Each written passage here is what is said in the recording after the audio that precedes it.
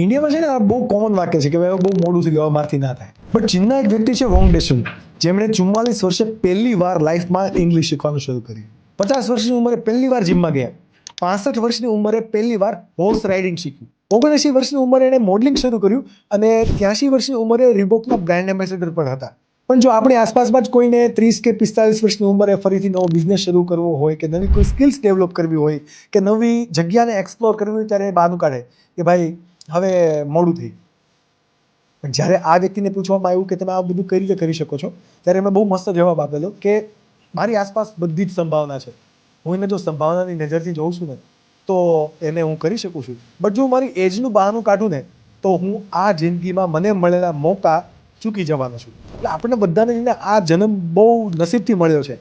તો મળ્યો જ છે ને તો ક્યાંય અફસોસ ના રહી જાય ને એ આપણે જોવું પડશે.